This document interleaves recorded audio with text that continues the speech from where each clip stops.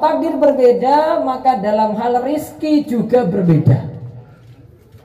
Rizki masing-masing orang juga berbeda-beda. Paham Pak, Bu?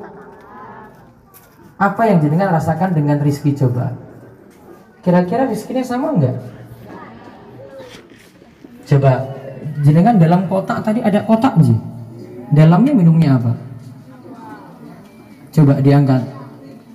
Fit, gelas saya lebih besar toh? Ini rizkinya saya sudah beda loh ini. Saya dapat jatah air lebih banyak daripada panjenengan yang dapat air cuma sak gelas. Jatah rizki berbeda. Coba dilihat lagi, kira-kira rumah masing-masing orang itu sama atau tidak? Bapak-bapak, sama enggak? Beda. Kulkasnya masing-masing rumah sama? Ini wonten kulkas apa mboten iki? Kulkas ada. Ya, beda enggak? Beda. Semua punya mesin cuci? Atau pakai mesin otomatis? Tangan? Nah, beda aja. Coba lihat. Kalau sebut mesin saja ada yang punya mesin, ada yang enggak. Masing-masing berbeda. Nah, sekarang saya beri kaidah atau pemahaman tentang masalah rizki. Kalau yakin ini masing-masing punya masalah problem dalam rizki masing-masing. Kalau bahas masalah duit nih ya ini ya. Masalah rizki coba. Yang pertama, rizki itu bagian saking takdir. Ada yang dapat rizki banyak, ada yang dapat rizki sedikit. Ingat, itu sudah bagian dari takdir. Dan tugas seorang muslim imani takdir tadi. Dan ini bagian saking rukun iman yang 6. Kita akan mengimani rukun iman iman yang terakhir, yang rukun iman yang ke-6 itu adalah iman kepada qadha dan qadar. Coba Bapak, Ibu-ibu perhatikan. Kita di situ suruh beriman pada takdir. Maka rizki ingat bagian saking takdir. Itu yang pertama. Yang kedua, rizki setiap orang berbeda-beda. Jadi seperti kalau contohkan masalah minum saja jatah kita itu berbeda-beda loh. Model rumah, punya perabotan, punya tanaman, punya ternak. Ternak masing-masing orang berbeda-beda. Jatah rizkinya berarti berbeda-beda. Nah, ini dipahami dulu. Yang ketiga, dari rizki tadi ditakdirkan ada yang kaya, ada yang miskin. Dan Allah sudah tetapkan takdir ini sebaik-baiknya.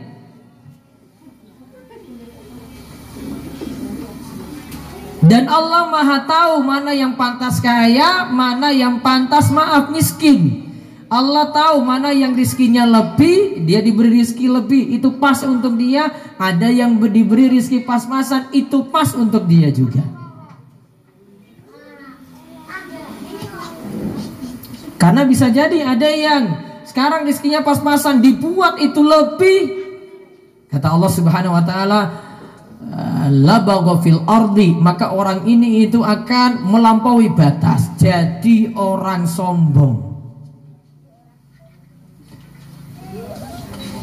Kalau sebenarnya takdirnya miskin terus dikasih lebih, malah dia jadi orang sombong. Namun kalau ada yang ditakdirkan kaya kok dibuat jadi miskin tiba-tiba, ini hari ini kaya, besok pagi dibuat langsung bangkrut, apa yang terjadi Pak?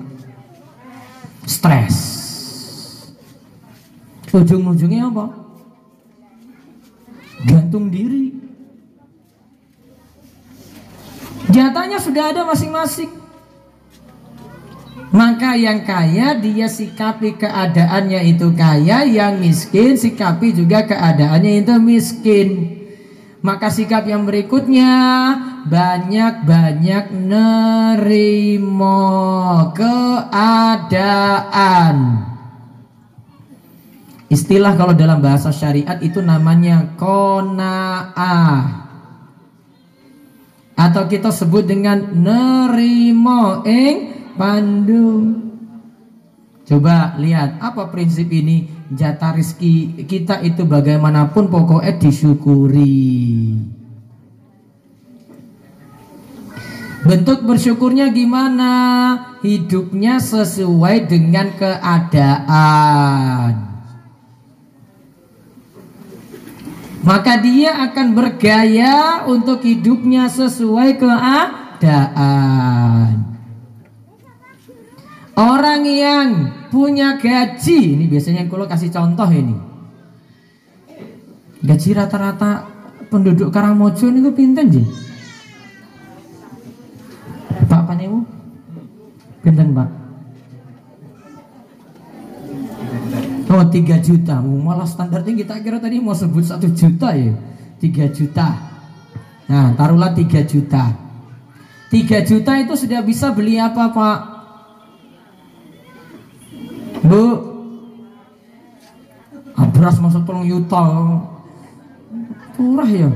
Apa 3 juta itu dipakai beli apa aja? Bapak-bapak, apa langsung tuku sapi? Nggak nyampe. Kambing masih lebih juga. Nah taruhlah dia beli untuk ternak, ada keperluan lain-lainnya Ji. Nah taruhlah segitu. Orang yang taraf hidupnya itu 3 juta, maka hanya atau dia baiknya bergaya hidup seperti itu juga. Jangan yang 3 juta bergaya hidup dengan orang yang punya gaji 15 juta. Berapa tadi? 3 juta atau gaya hidupnya berapa? 15 juta. Apa yang terjadi kira-kira Pak?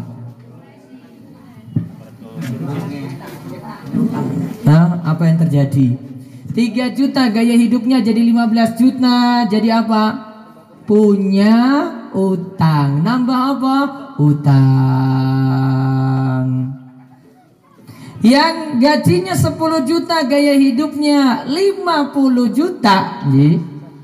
Gaya hidupnya berapa? 50 juta. Coba utangnya berapa berarti? 40 juta. Maka bergayalah sesuai dengan keadaan masing-masing. Paham Bapak Ibu-ibu? Itu tadi prinsip apa? Nerimo ing pandum. Atau dalam bahasa syariat disebut apa? Qanaah. Kata Nabi sallallahu alaihi wasallam, laisal ghina an kasratil arad, lakinnal ghina ghinan nafs. Yang namanya kaya itu bukan dengan harta yang menumpuk, namun hati yang selalu qanaah, nerimo. Ada yang tahu gimana kita itu bisa nerimo? Ada doa enggak agar kita itu bisa nerimo keadaan? Mbah Dawang, paham betul? Hah? Apa doa supaya kita dikaruniai sifat qanaah? Simbah lali, Simbah Dawang ini padahal umroh bareng kula lho niki. Iya, padahal jenengan saya kasih buku 50 doa atau dulu. Ya toh Mbah? Nah, buku itu di mana coba? Mbak Dawang. Bukunya tasnya buatan 50 doa nih loh. Hah? Jangan-jangan sudah dikasih orang malahan. Pak Nemo di mobilnya tak cari lagi nanti. Ada doa yang ini akan nuntun kita sekalian agar dikaruniai sifat qanaah, nerimo. Kalau tuntun Ji? Ya. Kalau tuntun doa agar diberikan sifat nerimo. Allahumma inni, ayo. As'alukal huda. As'alukal huda. Wattuqa. Wattuqa. wal afaf wal ghina. Hah? Wal afafa. Wah, ini kayaknya sebutannya Mbah Dawab ini masih pakai doa nih biyen iki paling ini, Mbah. Wal afaf. Bukan afafa, wal afaf wal ghina. Nggih, kula ulang nggih. Allahumma inni as'alukal huda wat tuqa wal afaf wal ghina. Ulang ya. Allahumma inni as'alukal huda wat tuqa wal afaf wal ghina. Ulang. Allahumma inni as'alukal huda wat tuqa wal afaf wal ghina. Nah, coba terakhir. Allahumma inni as'alukal huda wat tuqa wal afaf wal ghina. Nah, kalau tuntun arti, ya Allah, aku memohon padamu petunjuk, ketakwaan, dijauhkan dari yang haram, dan diberi kecukupan. 4 nih yang diminta. Ya Allah, aku minta petunjuk, terus ketakwaan, dijauhkan dari yang haram, dan diberi kecukupan. Kecukupan tadi yang kita sebut dengan qanaah, nerimo. Coba diulang sekali lagi doa tadi. Allahumma inni as'alukal huda wat tuqa wal afaf wal ghina. Sekali lagi. Allahumma inni as'alukal huda wat tuqa wal afaf wal ghina. Insya Allah kalau 4 ini dimiliki, masalah-masalah hidup rampung, bisa diselesaikan. Namun kalau kita itu tidak memiliki 4 sifat tadi, petunjuk, ketakwaan, afaf, ghina, kecukupan tidak dimiliki, maka biasanya hidupnya susah. Petunjuk gak ada, ketakwaan tidak ada, sifat afaf tidak ada, ghina tidak ada, kecukupan tidak ada, biasanya hidupnya sengsara dan tidak pernah merasa puas. Maka kembali ke ayat yang kita bahas tadi, surat Al-Balad ayat 4, laqad khalaqnal insana fi kabad. Sungguh manusia diciptakan dalam keadaan susah payah. Maka sudah jadi sunatullah dalam jalani hidup, ada orang itu yang bahagia, senang, namun nanti masa satu waktu nanti susah. Kita dulu itu keadaannya normal, sekarang hadapi keadaan pandemi, keadaannya perlu ada aturan-aturan lagi. Karamojo beda dengan Panggang. Nah, penyikapannya berbeda lagi. Sini ada kasus-kasus ya, daerah lain berbeda. Oh, berarti ya penyikapannya berbeda. Pokoknya yang kula harapkan bagi warga Karangmojo, ya taati aturan saja. Kalau dari pemerintah sarankan seperti ini seperti itu, pokoknya manut. Karena ini untuk kemaslahatan bersama dan kepentingan kita bersama. Adapun sekarang kita susah dalam rizki, beban hidup makin jadi berat, pokoknya tugasnya banyak-banyak sabar. Tidak ada solusi lainnya kecuali dengan apa? Sabar. Karena Allah Subhanahu wa taala yang nanti akan berikan jalan keluar bagi kita sekalian. Wallahu a'lam bishawab. Demikian pembahasan di kesempatan pagi ini. Mugi-mugi manfaat.